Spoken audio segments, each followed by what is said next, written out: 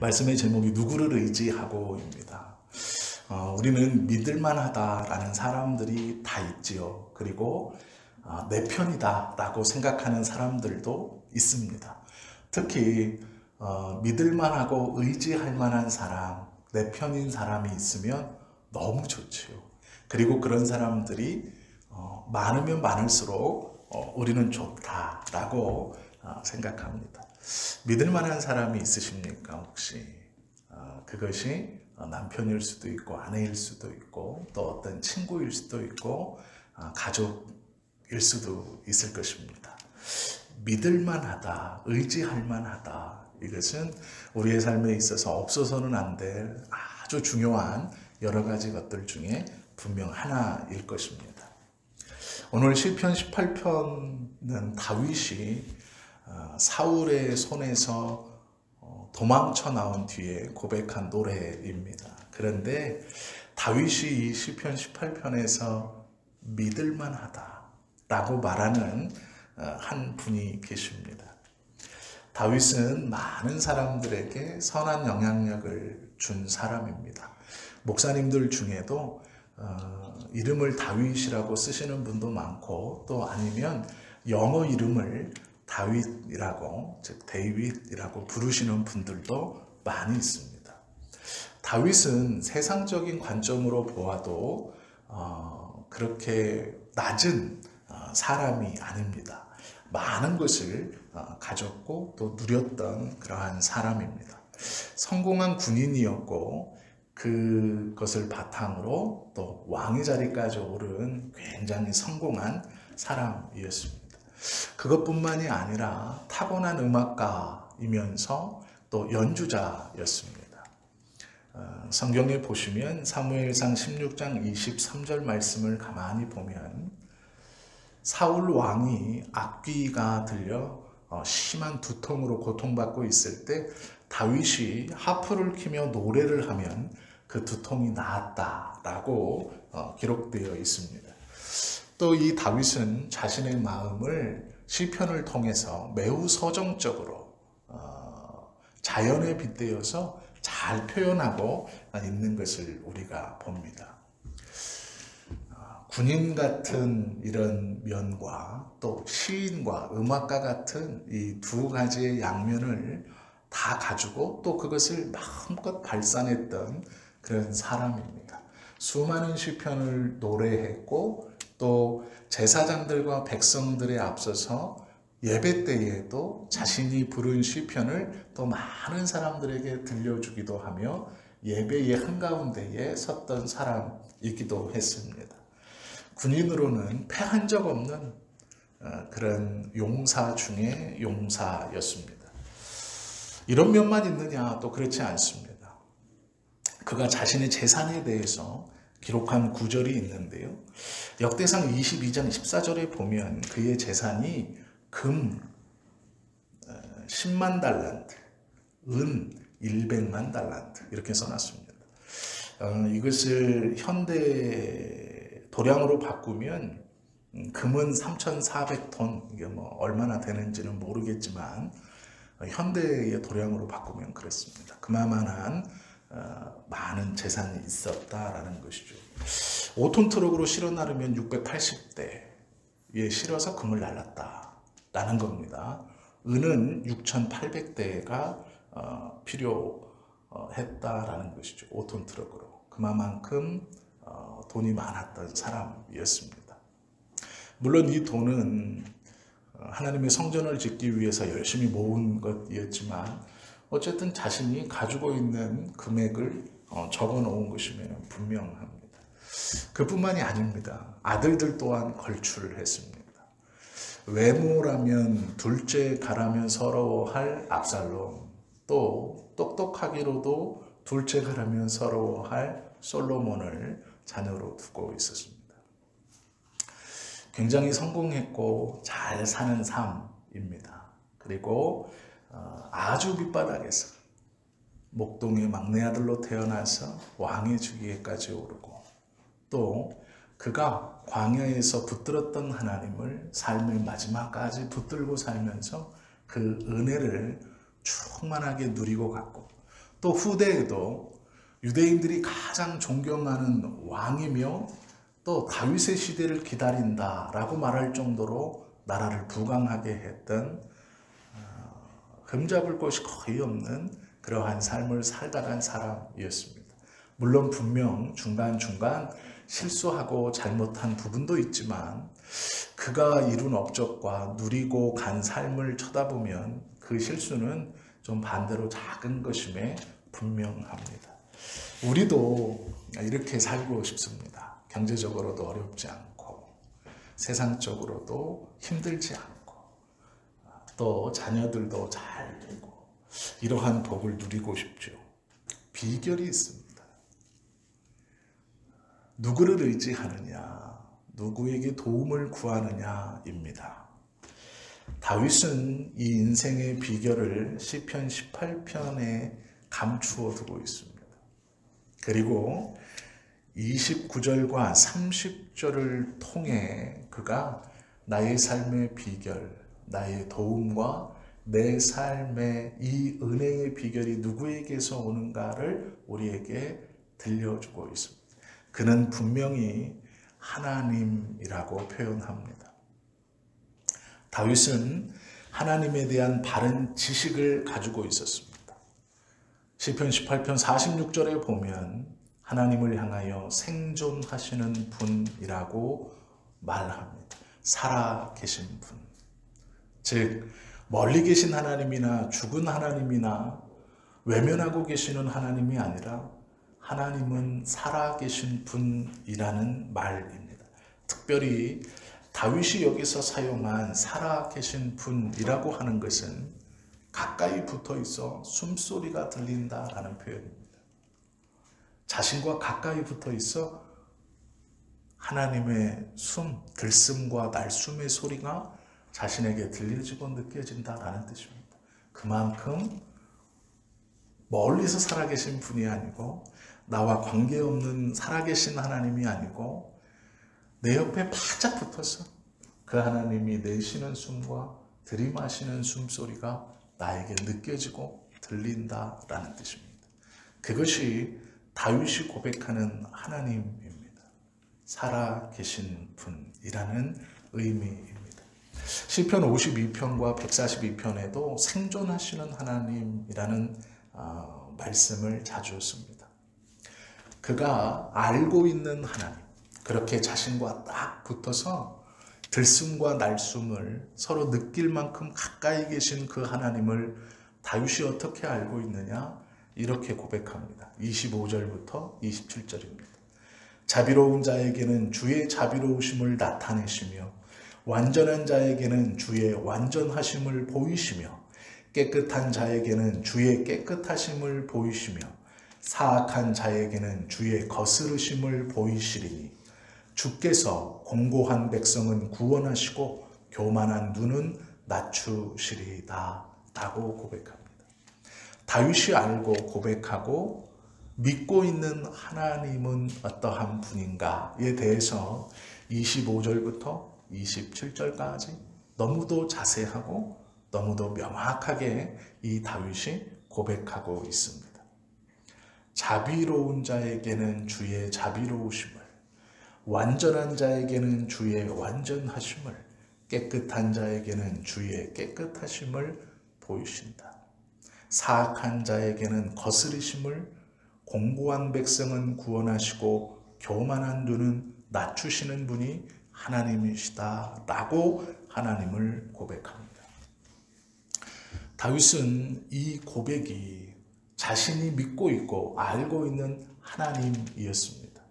그러기에 그가 사무엘상 17장에 보면 골리앗을 향하여 뛰어나갈 때 이렇게 외치며 뛰어나갑니다.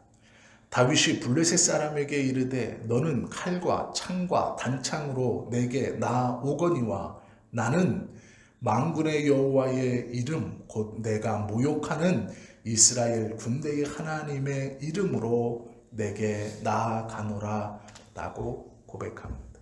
그리고 그 뒤의 말씀이 오늘 여호와께서 너를 내 손에 넘기시리니 내가 너를 쳐서 내 목을 베고 블레셋 군대의 시체를 오늘 공중의 새와 땅의 들짐승에게 주어 온 땅으로 이스라엘의 하나님이 계신 줄 알게 하겠다라고 선언합니다.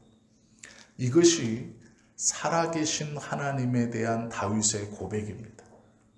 내 옆에 숨소리가 들릴 만큼 가까이 계신 하나님, 그 하나님이 살아계셔서 이렇게 행하실 것이다 라는 것입니다. 살아계신 하나님을 죽었다라고 모욕하는 너에게 하나님은 살아계심을 보여주실 것이다. 생존하시는 하나님을 보여주실 것이다. 이스라엘 군대와 살아계신 하나님이 함께 있다는 것을 보여주실 것이다 라고 고백하는 것입니다. 우리는 믿음을 가지고 기도하고 찬송하고 또 시간을 내어 하나님 앞에 예배합니다. 우리도 또한 기도하면서 하나님을 살아계신 하나님, 나를 도우시는 하나님이라고 기도하고 찬송하고 고백합니다. 그러면 우리가 세상을 향하여 이 살아계신 하나님을 교회에서 기도할 때, 찬송할 때처럼 동일하게 고백하는가 생각해 보아야 합니다.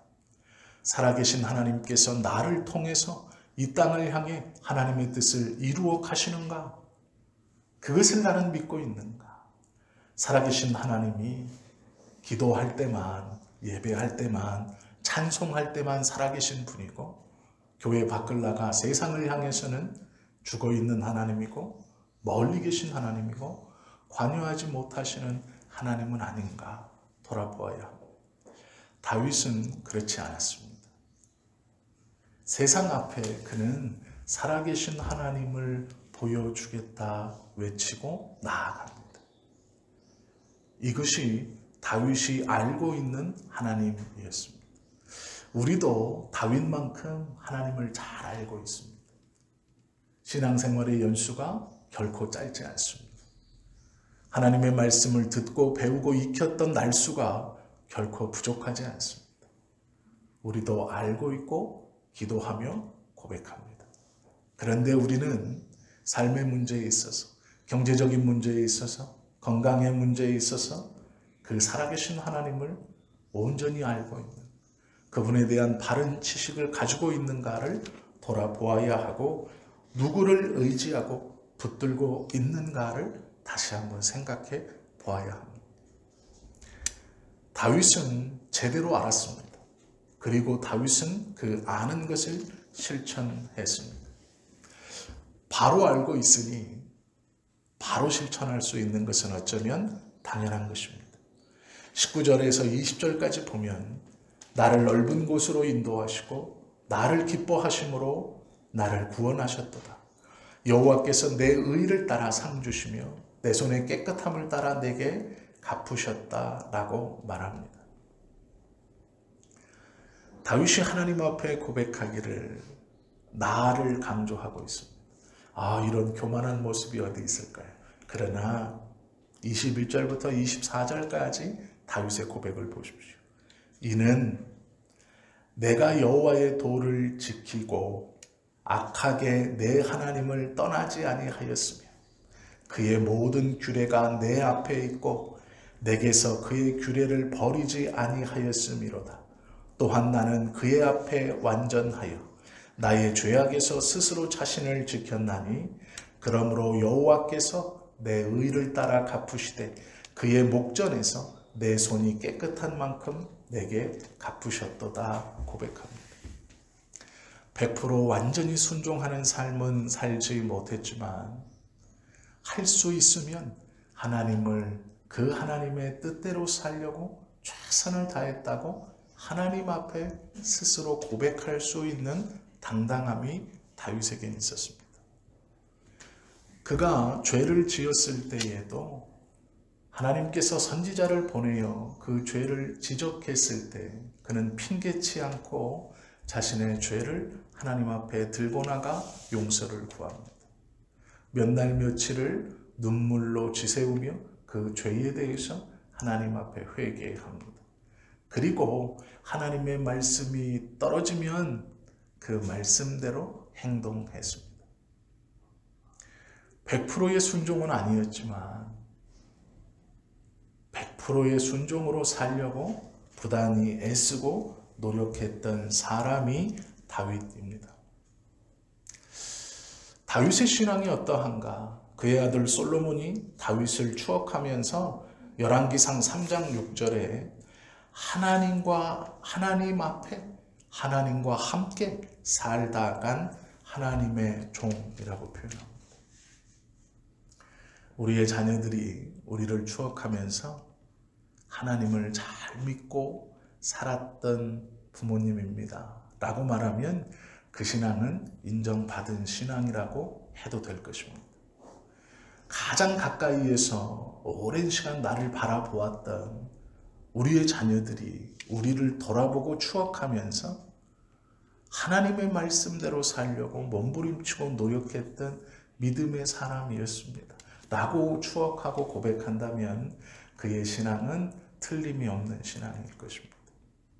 솔로몬은 자신의 아비 다윗을 추억하며 하나님과 함께 하나님과 동행하며 하나님의 종으로 살았다라고 고백했습니다. 진실된 믿음으로 살았다라는 것이죠. 사울이 그를 잡으러 군사 3,000명을 데리고 이스라엘 모든 곳들을 들쑤시고 다닐 때 다윗은 2번이나 사울을 죽일 기회가 있었습니다. 그러나 그는 그것을 행하지 않았습니다. 이유는 하나입니다. 하나님의 손입니다. 하나님의 뜻입니다. 하나님께서 그분의 뜻이 있어 그분의 뜻대로 행하실 것이다 라는 것이었습니다. 또한 나발을 향해 분노하며 전진하던 다윗은 한 여인의 말을 듣고 돌아섭니다. 아들 압살롬이 반역을 일으켜 벌거벗고 혼니불만을 두른 채 맨발로 도망갈 때에 사울의 혈족인 시므이가 나와 비루한 자여 가라 라고 자신을 조롱하고 저주할 때에도 그를 내버려 두라. 하나님께서 뜻이 있어 나로 오늘 이 수치를 당하게 하시는 것이다 라고 고백합니다. 되갚아줄 수 있고 그 힘이 자기에게 있지만 그렇게 하지 않습니다. 이유는 하나님의 뜻, 그것이 무엇인가를 당장은 잘 알지 못하기 때문에 그 하나님을 의지한다라는 것이죠. 우리는 하나님의 뜻을 알지 못하면 내 뜻을 앞세우게 됩니다. 불안하고 두렵고 모욕감이 들고 상처가 생기고 패배하는 것 같고 물러서는 것 같을 때 하나님께서 침묵하시거나 하나님께서 가만히 계시거나 하나님의 뜻을 알지 못하면 우리는 내 뜻대로 합니다. 사울이 그랬습니다. 전쟁을 앞두고 사무엘이 오지 않자 그는 기다림에 지쳐 자기가 제사를 집행합니다. 그것이 우리의 모습입니다. 하나님을 신뢰하지 못할 때 드러나는 가장 큰 모습은 하나님께서 가만히 계시는 것 같은 순간 나의 결정, 나의 행동, 나의 어떠함이 드러난다라는 것입니다. 그때 한 번 더 가만히 있을 수 있어야 합니다. 그때에 하나님이라고 말하며 그 걸음을, 그 행동을 멈출 수 있어야 한다라는 것입니다. 다윗은 하나님을 바로 알았고 그 안 하나님에 대한 말씀을 지키며 살았습니다. 그런데 가장 중요한 것은 그것이 과거의 이야기뿐 아니라 현재의 삶을 믿음으로 살아가는 사람이었다라는 것입니다. 과거에 화려했던 신앙의 경험담을 우려내서 살아가는 사람이 아니고 그 하나님을, 그 하나님의 말씀과 뜻을 지금도 현재의 삶에서 살아가고 있는 사람이다라는 것이죠. 그것이 오늘 본문입니다. 내가 주를 의뢰하고 적군을 향해 달리며 내 하나님을 의지하고 담을 뛰어넘나이다. 다윗은 모든 전쟁에 임하면서 그 전쟁이 숫자적으로 유리하거나 숫자적으로 불리함에 상관없이 하나님 앞에 모든 전쟁을 고하고 하나님의 뜻 안에서 진군하고 행진했습니다. 가라 하시면 갔습니다. 뛰어넘으라 하시면 뛰어넘었습니다. 자신의 머리로 생각하는 전쟁의 유불리가 아니라 하나님께서 지시하시는 그대로 그는 행동했습니다. 지금 18편 29절 30절은 불리한 상황입니다. 의지할 것은 자신들의 병사나 자신의 무용이나 자신의 무기의 좋음이 아닙니다. 주님만을 의지하여 적을 향해 내달린다라는 것입니다. 말은 쉽지만 이렇게 행동하기는 쉽지 않습니다. 눈에 봐도 불리한 상황에 가라 하는 말씀을 듣고 달려나간다는 것. 그것은 쉽지 않은 일입니다. 담 뒤에 무엇이 매복해서 나를 죽이려고 도사리고 있는지 모르지만 뛰어넘으라 하니 넘는 겁니다. 그것이 믿음입니다. 현재적 믿음의 삶을 살아가고 있는 다윗의 모습입니다. 이것이 다윗의 삶의 비결입니다. 우리가 하나님께서 우리에게 분명하고 확실하게 주시는 말씀이 있다면 흔들림 없이 그 말씀을 붙들고 이 세상 한 치 앞 보이지 않는 이 세상을 향해 그 말씀에 순종해서 가는 것입니다. 어떤 말씀을 품고 계시는지는 모르겠습니다. 하나님께서 지금 우리 개인에게 주시는 우리의 삶을 붙들고 기도할 때마다 붙들고 있는 그 말씀은 단순히 기도할 때 성경 한 구절을 읊조리고 기도하라고 주신 말씀이 아니라 그 말씀을 붙들고 세상을 향해 나아가고 담을 뛰어넘으라고 주시는 말씀입니다. 그것이 내가 기도할 때 시작하기 좋은 어떤 주술과 같은 어떤 주문과 같은 말씀이 아니라 우리의 삶을 통해 그것을 명령으로 받고 달려나가야 하는 하나님의 음성입니다. 과거에 내가 받은 은혜를 추억하면서 내가 이 말씀을 순종했고 이렇게 살아갔지라는 것은 헛된 것입니다. 그것은 과거입니다. 우리에게 중요한 것은 지금입니다.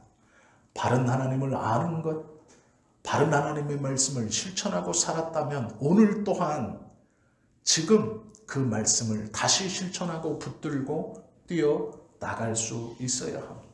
삶의 모든 곳에서 그 말씀을 앞세우고 그 말씀을 신뢰하며 나아갈 수 있어야 합니다. 이것이 믿음이고 주님을 의지하는 자의 모습입니다. 이런 자의 삶은 세상이 감당치 못하는 믿음으로 하나님과 세상 앞에 증거되어질 것입니다.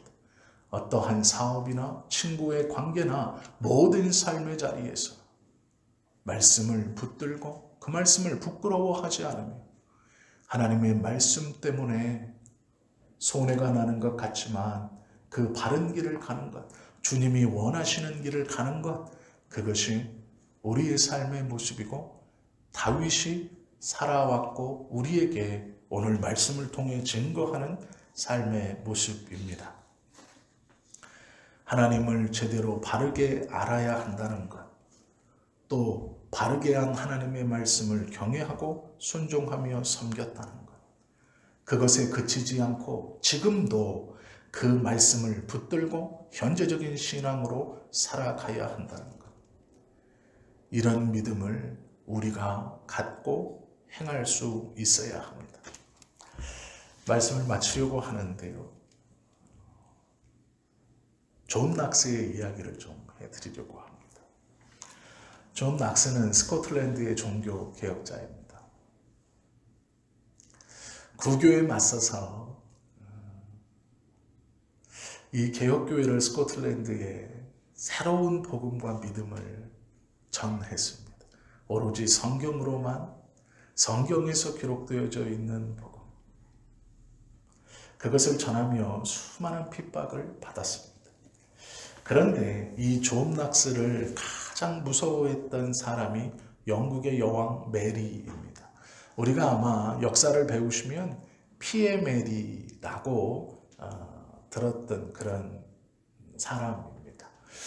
왜 별명이 피의 메리냐면 하도 사람을 죽여서 그 메리 여왕이 입었던 드레스가 피로 빨갛게 물들어서 피의 메리라는 별명을 가지고 있습니다. 이 메리 여왕이 가장 많이 죽였던 사람들이 개신교인들입니다. 구교에서 떠나 이 새로운 것을 받아들이는 이들을 굉장히 핍박했습니다. 많은 사람들이 이 메리의 칼날과 탄압 앞에 쓰러지고 변절했습니다. 수많은 목회자와 신학자가 다시 예전의 것을 받아들이고 서원했습니다. 그런데 이 피의 메리가 가장 두려워했던 것이 존 낙스였습니다. 아무리 고문을 하고 아무리 압박과 핍박을 해도 절대 굴하지 않고 그렇게 당당하게 죽음을 맞이했습니다. 이 메리가 뭐라고 고백했냐면 나는 영국 시민들을 두려워하지 않는다. 내가 두려워하는 것은 낙스의 기도이다. 이렇게 표현했습니다. 폭군이었던 여자임에도 불구하고 영국 여왕의 자리에 올라 수많은 사람들의 목숨을 좌지우지했던 이 여왕이 고백하기를 존 낙스의 기도만이 두렵다라고 말했습니다. 존 낙스의 묘비에는 이렇게 묘비 글이 있습니다. 하나님을 두려워한 나머지 어떠한 사람도 두려워하지 않는 이가 여기 누워있다. 이렇게 기록되어 있습니다. 우리의 삶도 또한 마찬가지입니다. 하나님을 바로 알아야 하고 그 바로한 하나님의 말씀을 지켜가야 하고 현재에도 내가 의지할 분이 누구인가? 하나님만을 붙들고 살아야 합니다. 그때 우리의 고백도 이 다윗의 고백과 같을 것입니다.